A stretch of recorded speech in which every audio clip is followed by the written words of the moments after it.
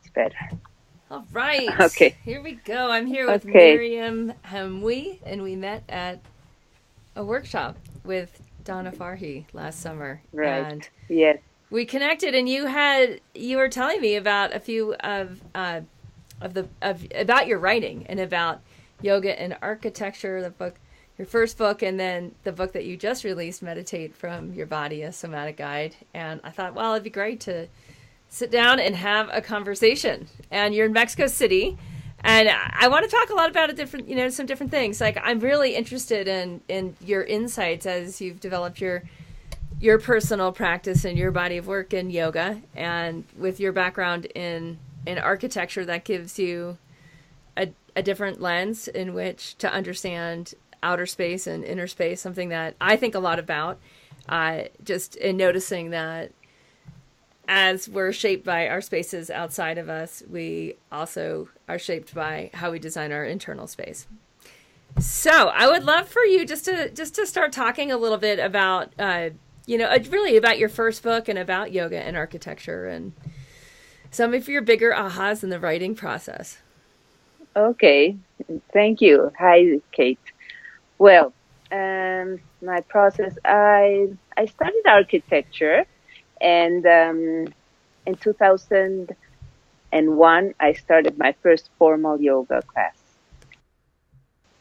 I've always worked with my body. I was a dancer when I was little, and I did gymnastics. So yoga came into me in 2001. And by that time, I was finishing my architectural school.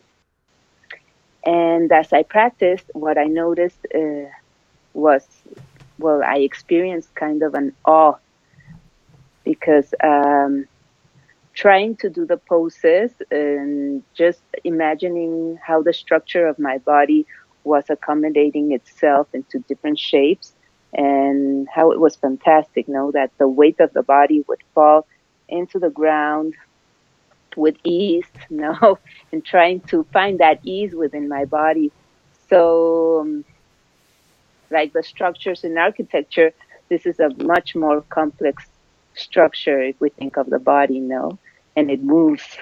So I started going to my yoga classes, but at the same time, I was practicing in my house, and I started to read. And my first book on yoga had to do with yoga and anatomy. It's an approach through anatomy to yoga. And I was even more amazed. No, I was very interested in finding the mechanics of what's going on inside as I practice, as I breathe. And it was until 2008 that I started my first training in Mexico. I'm from Mexico City. And then it was in 2009 that I started at the same time a second training in Germany with a teacher called Orit Sengupta, and she's the creator of Vijnana Yoga. And the focus of that style of yoga is practicing from the inside. So it really made sense to me.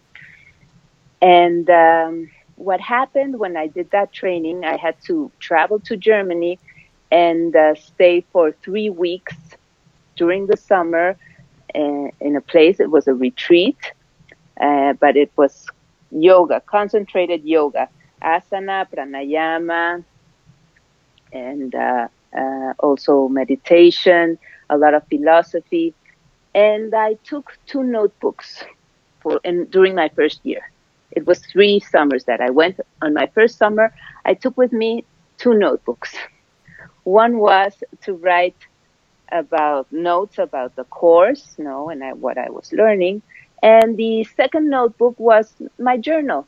I used to keep journals since I was a teenager, but I would write on it sporadically. But I always made sure to have a journal next to me if in case I needed to write something.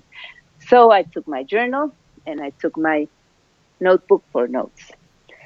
And as I was practicing and becoming more sensitized in my body, I had very deep changes because it was a very profound practice. And then on my journal, I would talk about my emotions and what was happening to me, etc., etc. Mm. During those 3 years, I didn't stop writing on my journal. So then we had to uh, came back to Mexico, and during that year, I had to practice on my own what I had learned. And at the same time, I had my journal next to me because there always were things that I discovered and I would write down. So then came the second year, the second summer that I went, and the third summer.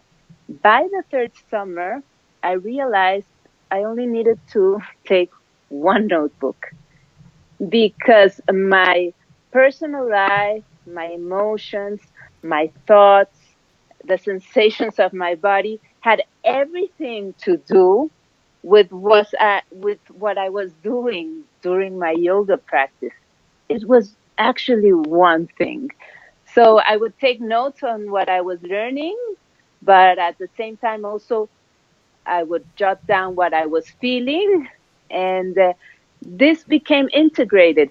I can tell you that since then, since my first year of that training until now, my journal is very active, and I have notebooks in different places of my house because sometimes I need to jot down really quickly something.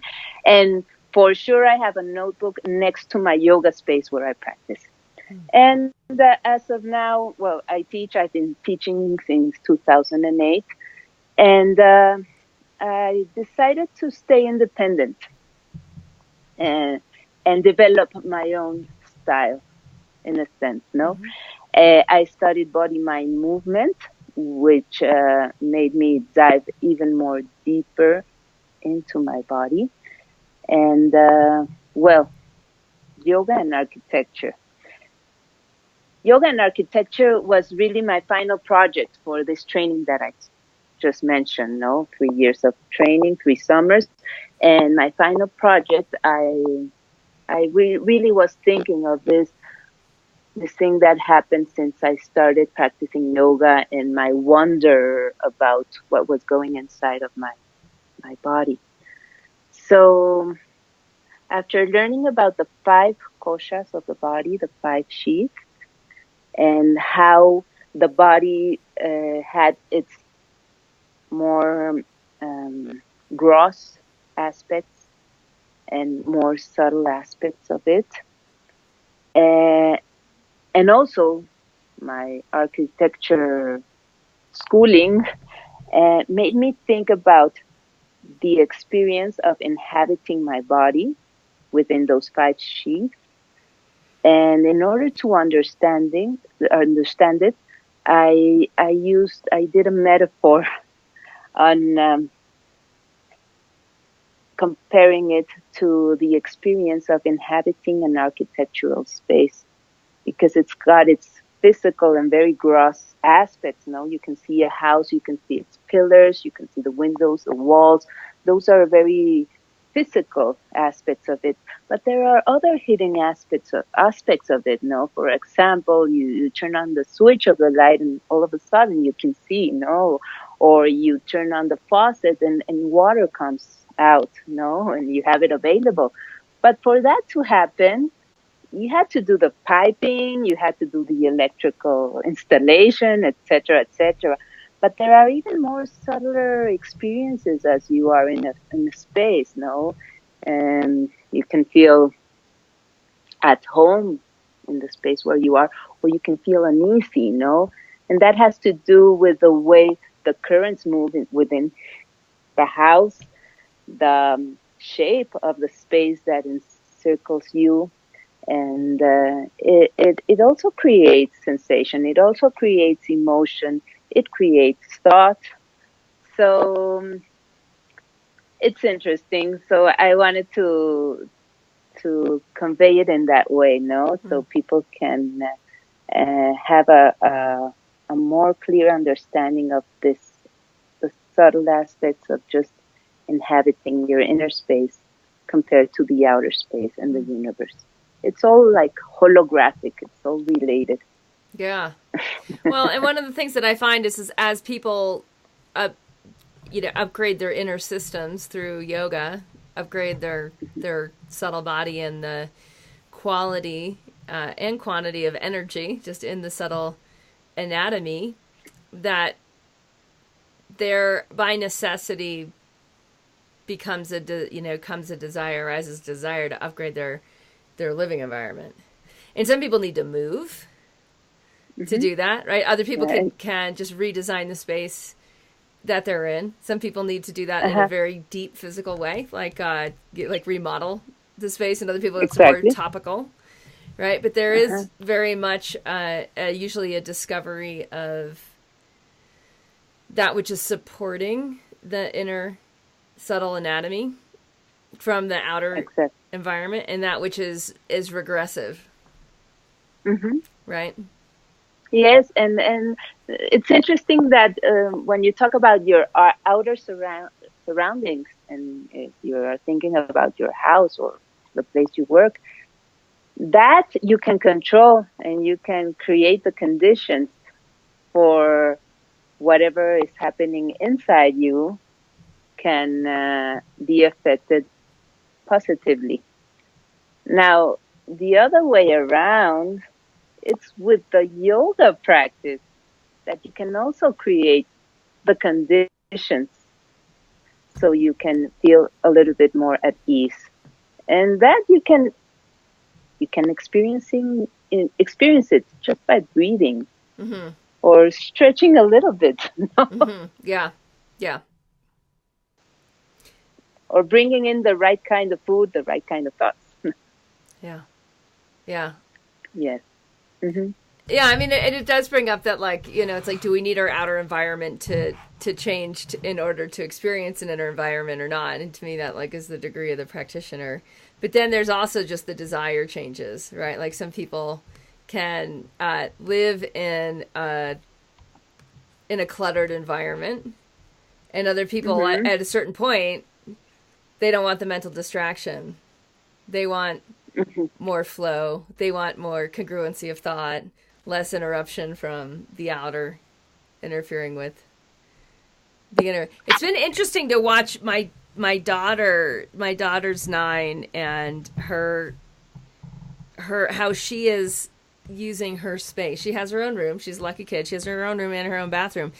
And it's really quite curious for me to watch how she arranges and designs her experience in there, and one of her favorite things to do is construct Legos, like Lego. And she builds things, and she's a gymnast, and so lately the last thing she built was a gymnastics studio out of Legos.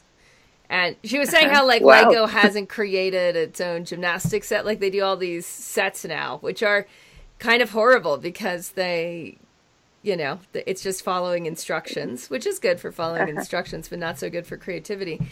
And so I was thrilled to find out that they didn't have a gymnastics studio. So then she built her own. And what was interesting too is just the figuring out what goes where so that there's flow in the space. And very much it's we do that on the mat, it's we realign, and we there's not enough energy going down the left side of my the left side of my body into my left foot. I have to realign and move, get more awareness so that the prana can go into the left side of my foundation. And now I'm back more, equilateral, and I have a stronger foundation. And now, because I have a stronger foundation, I have different thoughts, and I have different emotions, and I have more, right? An experience of balance and equanimity and power, and, all these things that come out of flow.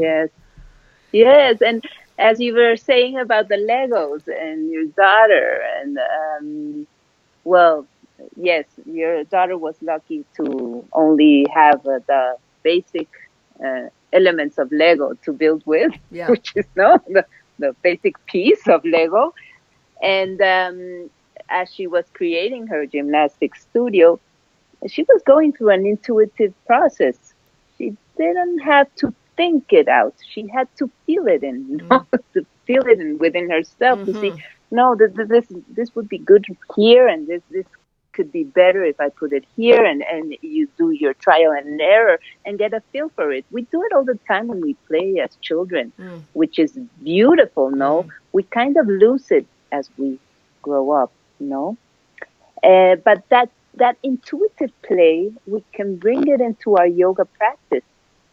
And if you develop your inner listening more and more, you can feel where you need to shift your weight, how you can create balance, and where are you needing more attention.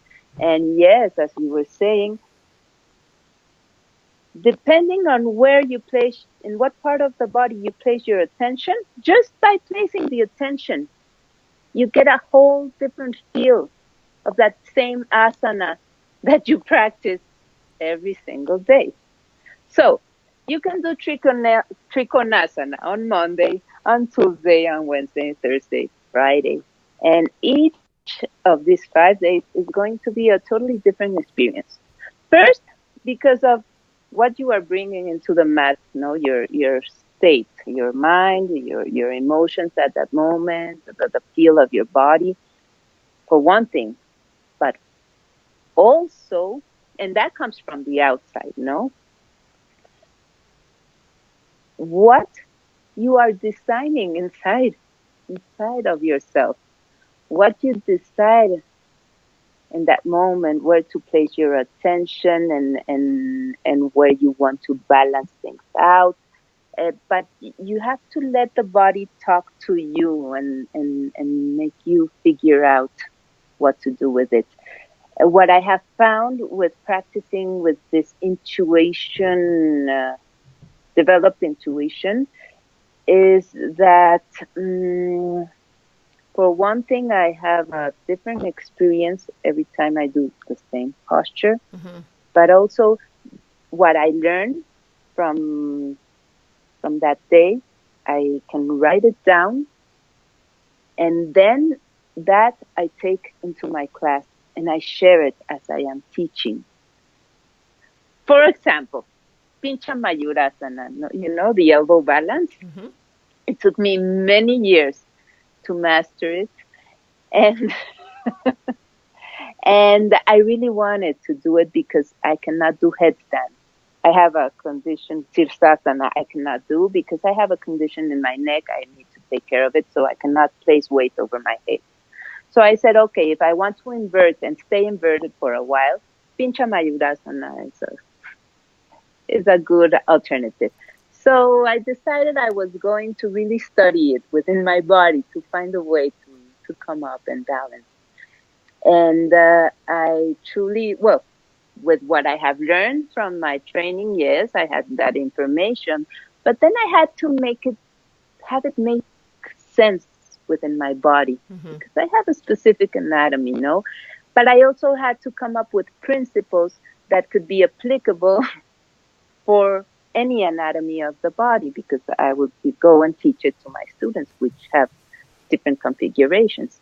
So I would speak about weight bearing. I would speak about connections within the body. I would speak about balancing of the legs, keeping them together. I would, but to speak about all those things, I had to experience it in my body. So it was a very interesting journey because when I finally mastered the pose, I realized that a lot of things came together.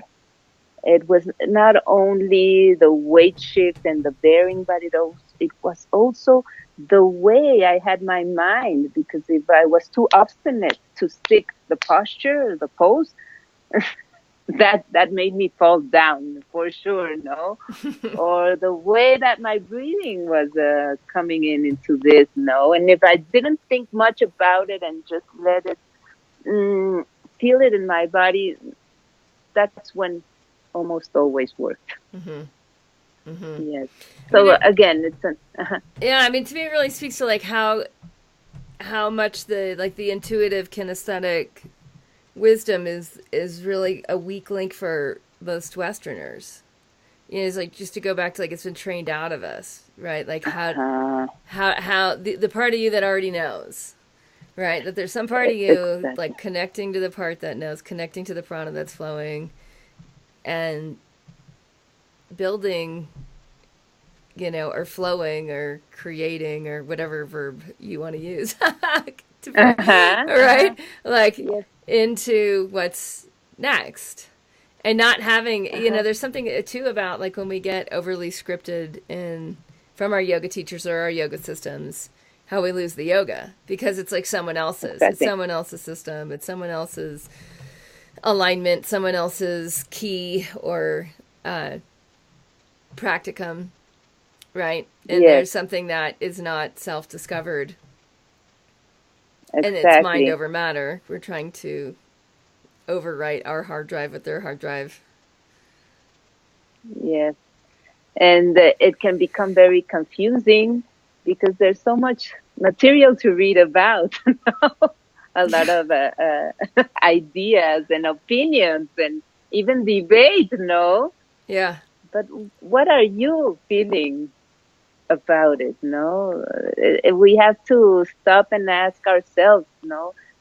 Okay, this is the theory of this teacher, no? But what am I feeling inside my body? Is it making sense?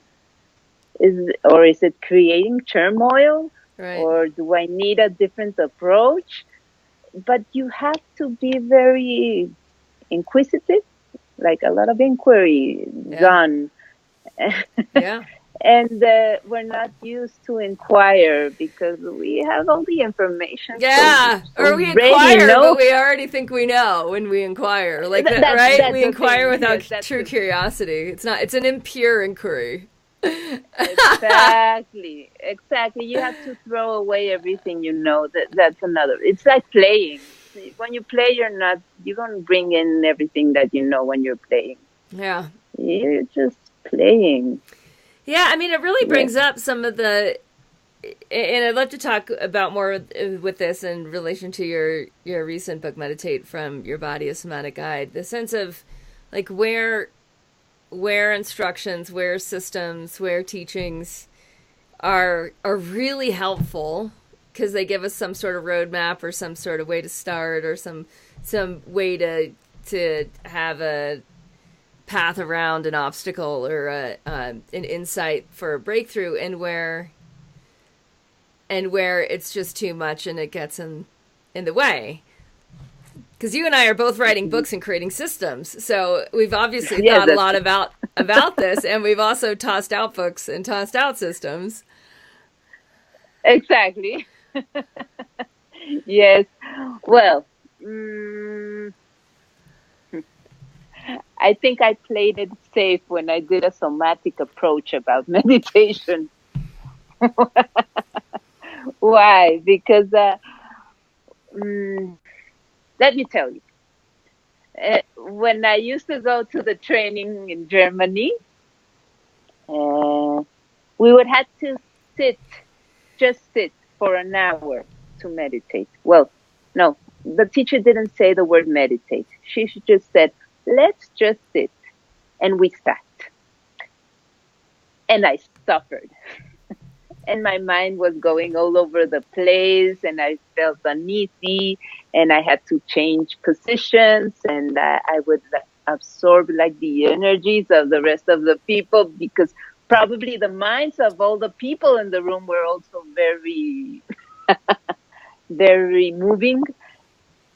And I told my teacher about that, and she told me, you know what, you do your sitting in your room, and then you join us for pranayama and the rest of the practices.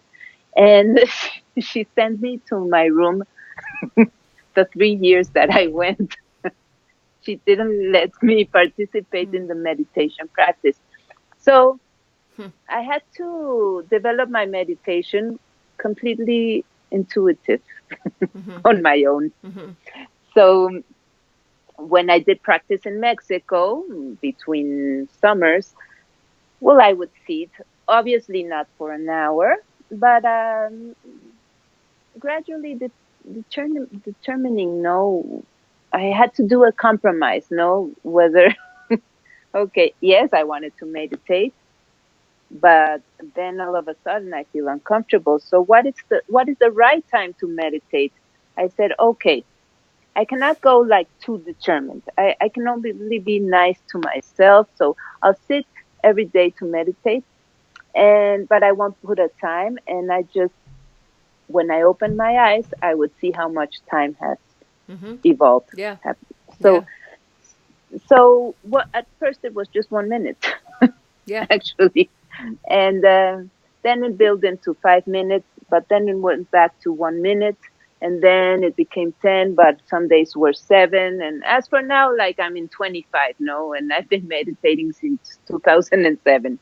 Mm-hmm. 25 minutes. That's good for my body. That's good for myself, and that's something that developed naturally within Mm-hmm. me. I Mm-hmm. didn't take any specific meditation classes, but I did a training on body mind movement. So I figured, how about mm, developing your own meditation practice, but coming up with a few principles, very few, which you can integrate within your body so you can create your meditation practice. And I said, I mentioned the body because the body is gross. You can feel it, you can sense it. It's ready within you. And if you change the state of the body, and since body and mind are intimately connected, so you change the state of the body, and automatically the mind will settle the way the body is expressing itself. Mm-hmm. So in this new book, I work with posture, but in order to get the right posture, I give exercises to help the people sense into how the weight is falling on their sit bones and on their hips and legs, which is the base of the body. I help people find their inner axis, but I can use the organs of the body to help get a feel for that inner axis, which is something imaginary because we don't have a rod stick stuck inside of us, no? We have organs. We have diaphragms, different diaphragms within the body that cross the organs that come up and down. The diaphragms cut our body transversely. So if we have those references that we can sense and feel inside our bodies, we'll get a feel of the volume of our torso, of our head, of our hips. So as when we sit, we finally sit with our whole selves, with our whole density, with Mm. our whole volume, no? Yeah. And I give some breath work also, so you can really understand what it is to have space to breathe and to be comfortable as you are breathing, and that automatically has an effect on the mind. So I work with a few principles: weight bearing, finding your axis, breath work. There was the fourth one, which I can't remember right now. Well, it sounds like But anyhow, it really helps in many ways, like kind of lower the intimidation factor, and it's a very inviting and gentle way, especially for people who've had maybe too rigid a practice, or who want to start sitting but for some reason have a lot of resistance, or they've tried in the past and have had a lot of resistance to doing it in a way that was less inviting or less I like this word inviting right now, because it's like you're inviting people into their own mass, into their own physicality, into their own density, into their own space. And there's something to that. Instead of being like, you have to do this practice and this is the way to do this practice and here's the rules and the blah blah blah. Instead, it's more of like a, hey, just come on in, make yourself at home, Yes, yes, Exhale. exactly. And Yeah, find it's your way. powerful. And find your way. Yes, Yeah. exactly. Find your way, your Yeah. specific way, Yeah.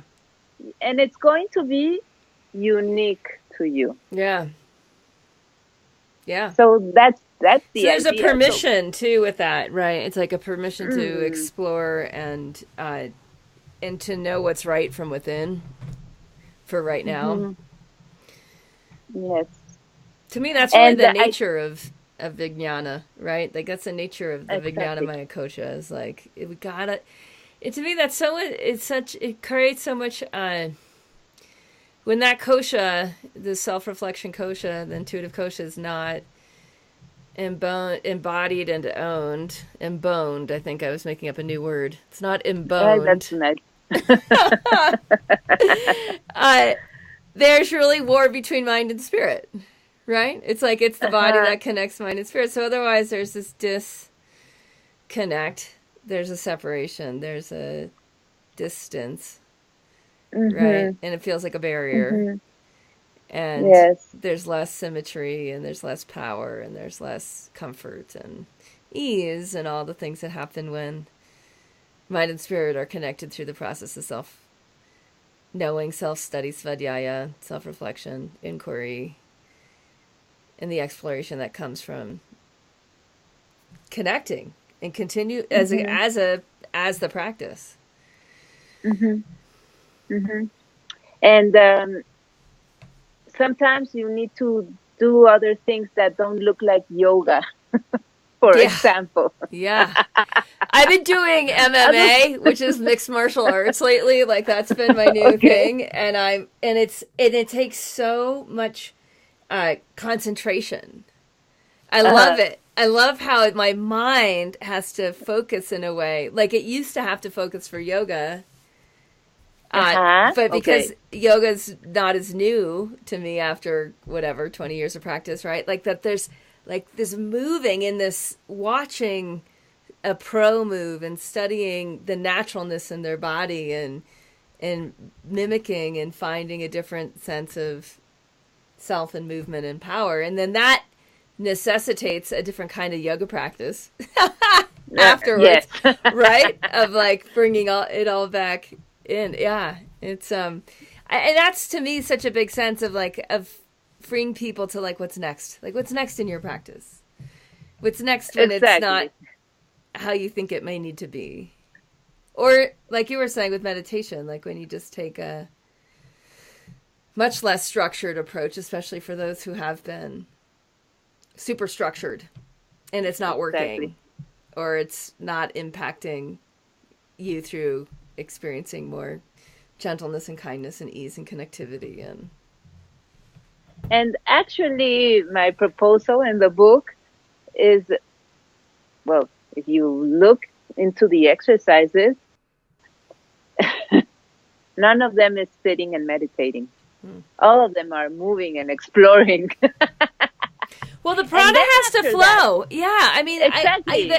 So everyone's you can get the sitting too insights. much. Yeah, I mean if we were like farming and eating lunch under the tree and going for walking Okay. to the well to fill the pail and whatever, like at that point like meditation it's like, oh, I just want to sit and be. But we're not. Like Uh-huh. we're sitting at desks most of the time, or we're driving in cars and we're sitting at tables and we're Exactly. like Exactly. yeah. So So tell where me, would you get your insights? Yes. so what I want to know next, because I live in Mexico part time, Ah, and I mean one of the things I've noticed there's just a huge difference between I don't know if it's like how you would describe like classes or what words you guys use in Mexico. I should know that, but I don't. But what I'm really curious about is, I mean, and the same's true in the United States. I don't see it being different here. But there it's maybe a little bit more dramatic between the people that like really have access to wellness wisdom and self-reflection and fitness and diet and lifestyle uh-huh. awareness, and then those who just don't really have that access, or it's not acculturated as much. So I would love to hear what you see and where maybe some of the inroads or breakthroughs are with more people, if there are, getting access to wellness wisdom and self-awareness. Okay. Okay. I know it's like yes. We're taking a broad turn to another direction. Yes. No. Okay. No, but it's the question is interesting. It has developed slowly, the yoga here in Mexico, but since we are so close to the United States, we have all the influence of the United States. And there's something called malinchismo, which means we honor, we value everything that comes from abroad, and specifically the United States. Malinchismo. Yes. Malinchismo. It's a very antique, very ancient word that came from the pre-Hispanic tribes that used to live here in Mexico. But that's another story. Yeah. So we have this malinchismo. So we look into what's going on in the United States, and we try to bring it back home and replicate it. And that's how it started, like a replication. So it's good, but it's not good. Yeah. You see? Yeah. Oh, but yeah. Because we did the same thing. We did the same thing with taking it from India. Yeah. Exactly. And you have to start some way or another. You got to start somewhere. No? Yeah, we're influenced by each other. This is very neat. I'm going to bring it here, and I'm going to teach it and maybe make a business out of it. No? Right. So there were many teacher trainings when I started my first teacher training. And there were trainings starting to come up that brought into Mexico this programs that lasted 25 days or that lasted, too short. Very quick and the 7-day teacher training. Yeah. Something like that. No, 0 to 90 in 7 days. Yeah. Exactly. And everybody wanted to do it. And they would say, yes. And from here, I can build up my business. We're a little bit wrong, no? And there was, by that time, there was only one teacher, which was old enough. She was by then in her 50s, maybe. Old enough to have gone through the yoga process and had studied some of body-mind centering through different teachers, no? Yeah. And she offered her training, and there was the Iyengar. So for me, those were the two serious trainings. This is back in 2008. It was the Iyengar people, which is completely structured, and this person, her name is Rosemary, which combined Hatha Yoga with whatever she had learned from body-mind centering, And both trainings were 3 years long. So that really was something serious, no? Yeah. So I went with Rosemary, which combines this body-mind centering stuff. I didn't want to go into so much structure. It doesn't go with my personality.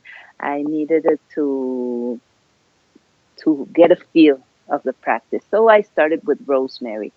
And there was these other short trainings that were imported from the United States. And Anusara started to come in, and power yoga, and Ashtanga yoga, that too, etc., etc. But at the same time, people here in Mexico don't read much, like in the United States. Yeah. We don't bring into our system so much information. We don't. Only few people. I'm part of those few people. I do read, and I read a lot, but I went to an American school, so I have another maybe training. Yeah, way of process. Yeah. So, but what makes it interesting is because teachers didn't possess so much information, they started to teach intuitively as well. That's cool. And I had a specific teacher that was very intuitive, and I learned a lot from him because I said, yes, whatever he teaches and however he teaches it, it's genuine, Yeah. genuine, no? I can really feel his body speaking to my body. And for me, that makes perfect sense, no? Yeah. So that I treasured from him and what he showed me, no? so that was very interesting. That was also going on. So yoga now it's booming here in Mexico, and more people are going into yoga, and we have yoga conferences. There are two main ones that go on every year, since one of them has been going on for 14 years. The other one has been going on for maybe 17 years. So, and each time, it's not only in Mexico City, it's spreading to different cities, different towns in Mexico. Everybody wants to do yoga. Uh, what is what is different from the United States is that it's not so, what's the word, regulated. For example, in the United States, you have to pay, so you have your uh, um, Yoga Alliance Yeah. certificate. Yeah. And with those points or whatever, that entitles you to find a job here or there.